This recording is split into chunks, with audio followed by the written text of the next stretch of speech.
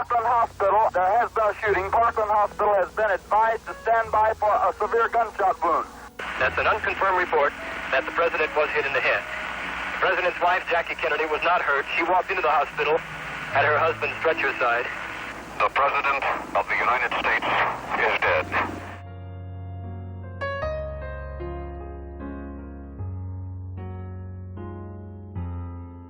The shooting of John F. Kennedy didn't just kill a president.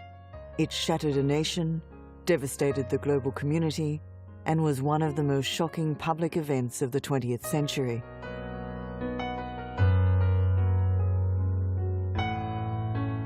It happened in 1963, and yet the murder of President Kennedy remains to this day a subject of fascination.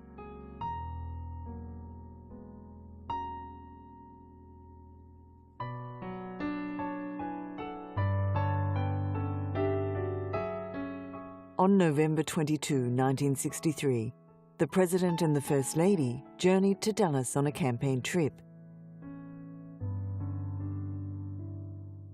Accompanying the Kennedys in the motorcade through the city were Governor John Connally and his wife Nellie.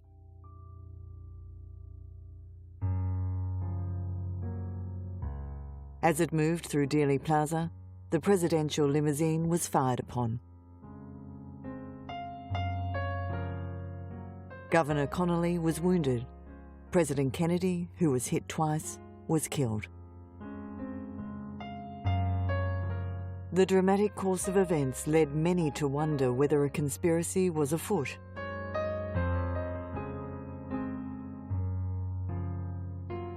A plethora of conspiracy theories about Kennedy's assassination have proved, nevertheless, an enduring phenomenon.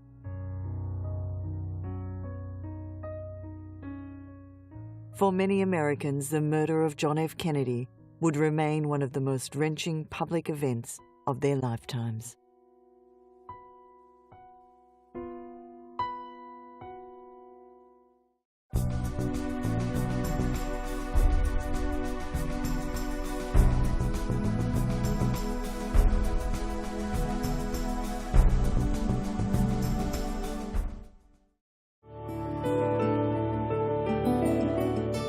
John Fitzgerald Kennedy was the 35th President of the United States, serving from 1961 until his assassination in 1963 at the age of 46. Attractive and charismatic, Kennedy was one of the most popular and youngest presidents in American history.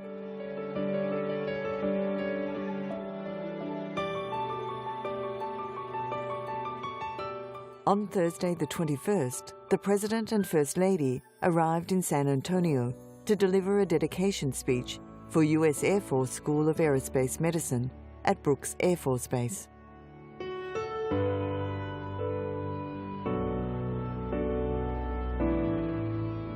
Kennedy expressed modern, liberal, and sometimes idealistic views during his presidency, giving some of the most memorable and profound speeches.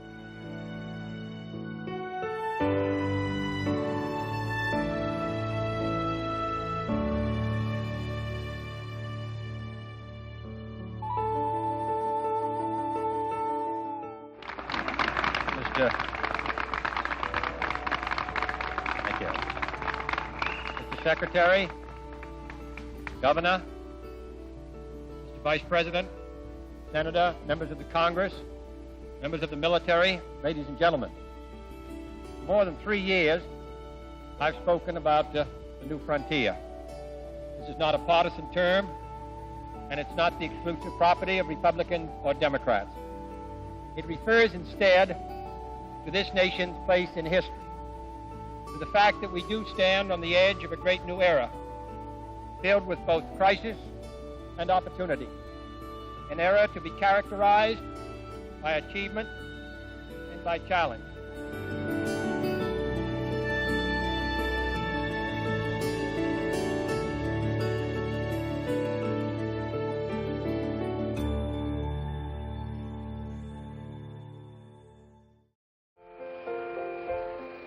On Friday, November 22, 1963, Kennedy, his wife Jacqueline, and the rest of the presidential entourage arrived at Love Field in Dallas, Texas, aboard Air Force One after a very short flight from nearby Caswell Air Force Base in Fort Worth.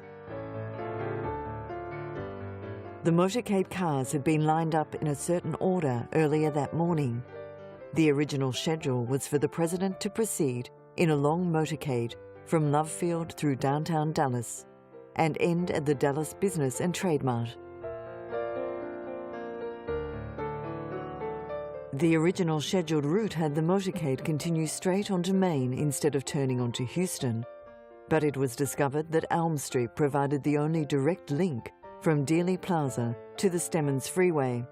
Thus, the route was altered.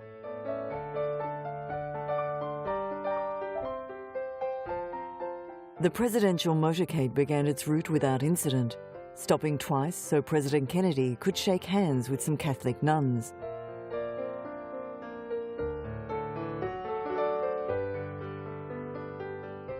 Just before 12:30 p.m., President Kennedy was riding on Houston Street and slowly approached the Texas School Book Depository head-on. According to witnesses, the shooting began shortly after the limousine made the turn from Houston onto Elm Street.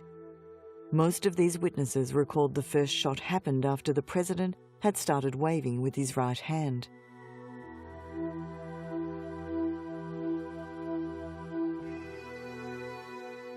The limo driver and police motorcycles turned on their sirens and raced at full speed to Parkland Hospital, passing their intended destination of the Dallas Trade Mart along the way.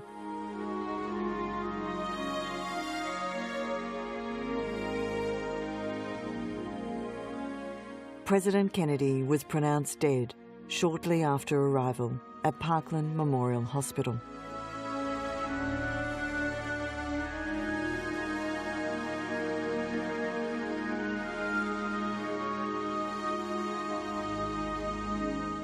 Taking place during the Cold War, it was at first unclear whether the shooting might be part of a larger attack upon the US, and whether Vice President Lyndon B. Johnson, who had been riding 2 cars behind in the motorcade, was safe.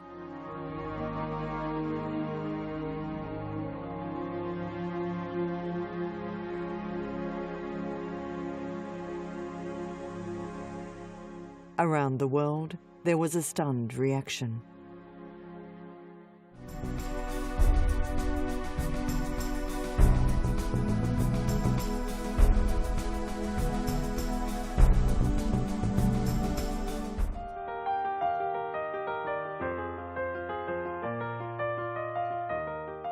The body of President Kennedy was brought back to Washington, D.C.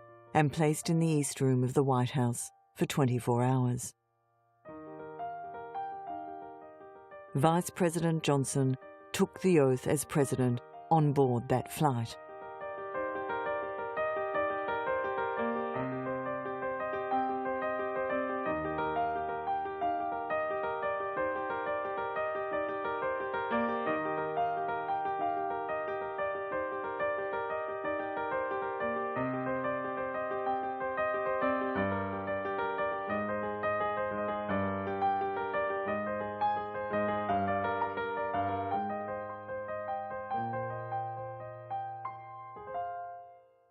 This is a sad time for all people.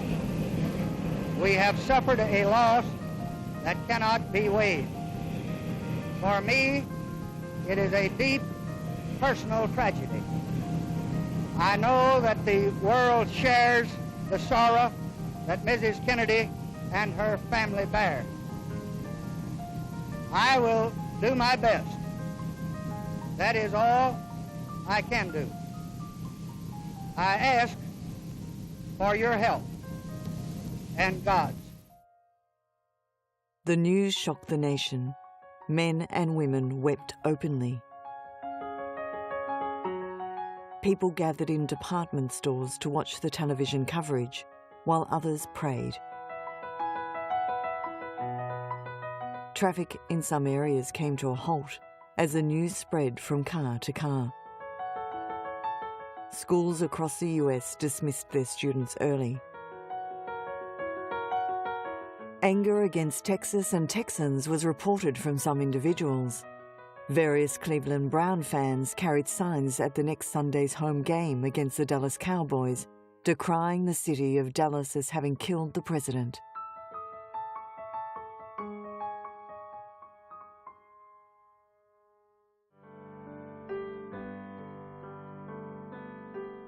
The state funeral of John F. Kennedy took place in Washington, D.C.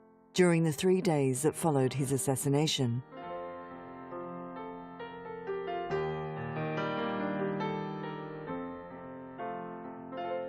On the Sunday, his coffin was carried on a horse-drawn caisson to the U.S. Capitol to lie in state. Throughout the day and night, hundreds of thousands lined up to view the guarded casket. Representatives from over 90 countries attended the state funeral on Monday, November 25. The widow, wearing a black veil and holding the hands of her 2 children, John Jr., who celebrated his 3rd birthday on the day of his father's funeral, and Carolyn, led the way up the steps of the cathedral. The 3-year-old John Jr. stoically saluted his father's casket during live television coverage of the funeral procession.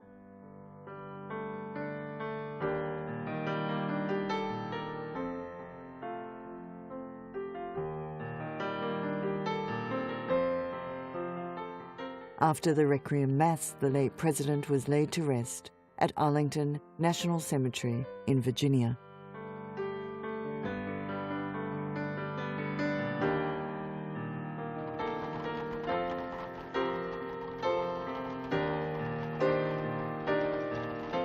Kennedy was the youngest man and the first Roman Catholic ever elected to the presidency of the United States. His administration lasted 1,037 days.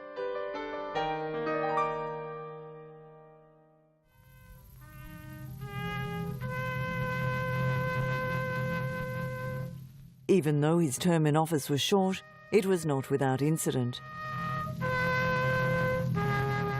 He unsuccessfully invaded Cuba in an attempt to overthrow Castro, started the Peace Corps program to aid developing nations and spread American ideals, supported civil rights changes, proposed federal-funded programs to benefit the elderly and financially disadvantaged.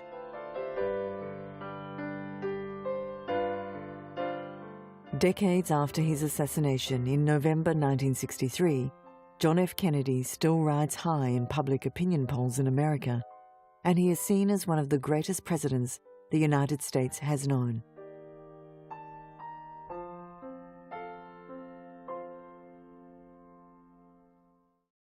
From the state of Massachusetts, John F. Kennedy. In 1960, Kennedy was nominated to run for the presidency against Richard Nixon, Eisenhower's vice president.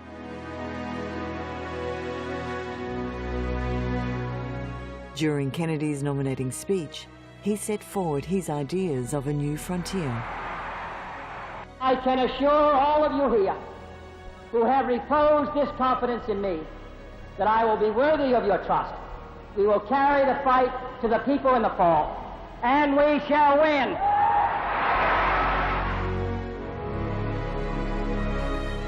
Kennedy, whose slogan had been "Let's get this country moving again," had deplored unemployment, the sluggish economy, the so-called missile gap, and the new communist government in Havana. A major factor in the campaign was a unique series of 4 televised debates between the 2 men. Both men showed a firm grasp of the issues, but Kennedy's poise in front of the camera, his Tony Harvard accent, and his good looks convinced many viewers that he had won the debate.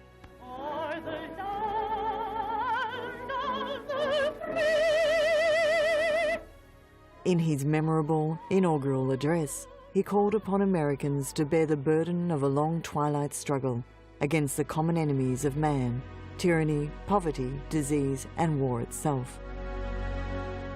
The inauguration of the 35th president-elect commenced. I, John Fitzgerald Kennedy, do solemnly swear that you will faithfully execute the office of President of the United States that I will faithfully execute the office of President of the United States and will, to the best of your ability, and will, to the best of my ability, preserve, protect, and defend the Constitution of the United States. preserve, protect, and defend the Constitution of the United States. So help you God. So help me God.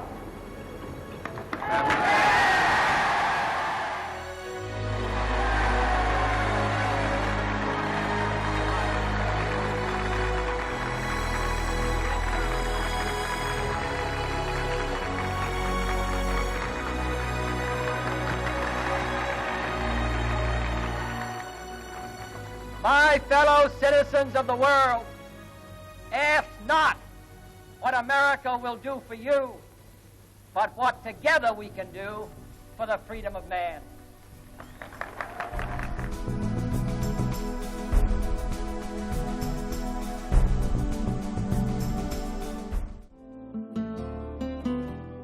Having used the techniques of stardom to get to the presidency, Kennedy and his aides extended these practices after his inauguration. The potential embarrassments, such as the state of his health and his sexual philandering, were kept out of the public eye, and beneath the glittering surface, the doses of fakery and falsehood that helped shape the new president's image were abundant. His reputation may have declined among historians and political scientists, but JFK's popularity endures, perhaps because of the evidence of his frailties and humanity. He also won support and praise internationally for his campaign for peace. Ich bin ein Berliner is a quotation from a June 26, 1963 speech by Kennedy in West Berlin. Today, in the world of freedom, the proudest boast is, Ich bin ein Berliner. He was underlying the support of the United States for West Germany 22 months after the Soviet-supported East Germany erected the Berlin Wall as a barrier to prevent movement between East and West. The speech is considered one of Kennedy's best and a notable moment of the Cold War. It was a great morale boost for West Berliners, who lived in an enclave deep inside East Germany and feared a possible East German occupation.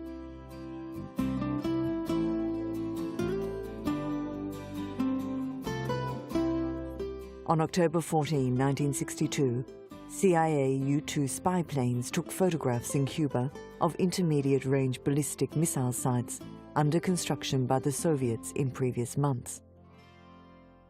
The photos were shown to Kennedy, and a consensus was reached that the missiles were offensive in nature and thus posed an immediate nuclear threat. Kennedy decided on a naval quarantine. The US Navy would stop and inspect all Soviet ships arriving off Cuba. This government, as promised, has maintained the closest surveillance of the Soviet military buildup on the island of Cuba. Within the past week, unmistakable evidence has established the fact that a series of offensive missile sites is now in preparation on that imprisoned island. The purpose of these bases can be none other than to provide a nuclear strike capability against the Western Hemisphere.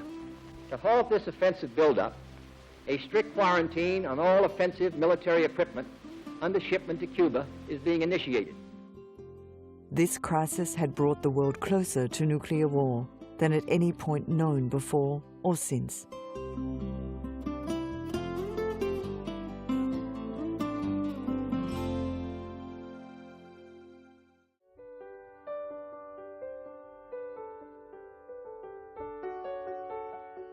On Friday, November 22, 1963, President Kennedy and Jacqueline Kennedy were in an open limousine riding slowly in a motorcade through downtown Dallas.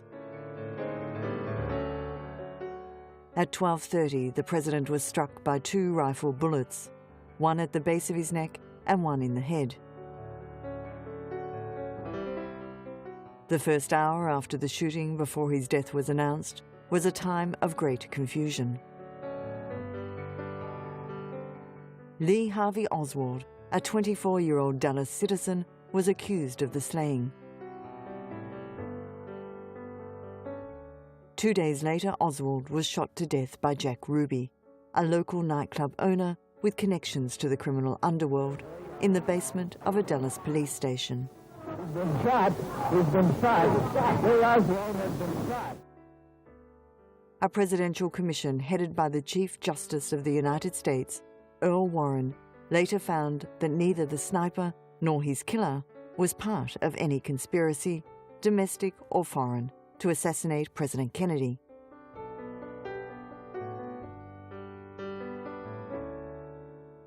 The Warren Commission, however, was not able to convincingly explain all the particular circumstances of Kennedy's murder.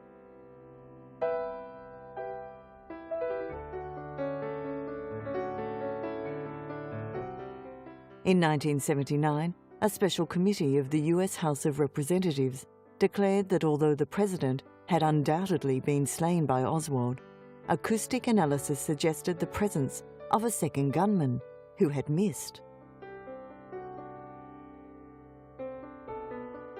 But this declaration did little to squelch the theories that Oswald was part of a conspiracy involving either CIA agents angered over Kennedy's handling of the Bay of Pigs fiasco, or members of organised crime seeking revenge for Attorney General Bobby Kennedy's relentless criminal investigations.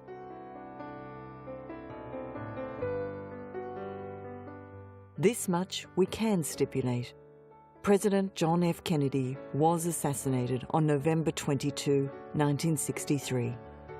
Struck by 2 bullets, one in the head, one in the neck, while riding in an open-top limo through Dealey Plaza in Dallas. Lee Harvey Oswald was charged with killing him, and a presidential commission found that Oswald acted alone. That conclusion hasn't passed muster with the public. News polls over time reveal that 70% of Americans believe Kennedy's death was the result of a broader plot.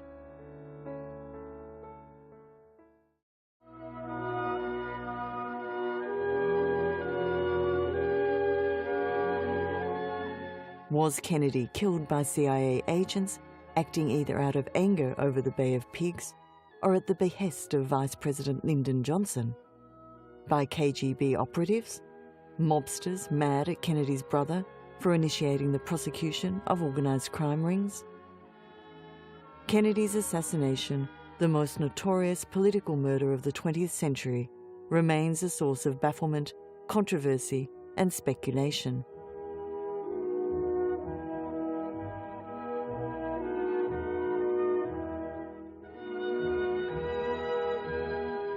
As with the Pearl Harbor attacks before it and the September 11 attacks after it, the event left a lasting impression on many Americans and became a common topic of discussion. Where were you when you heard about Kennedy's assassination?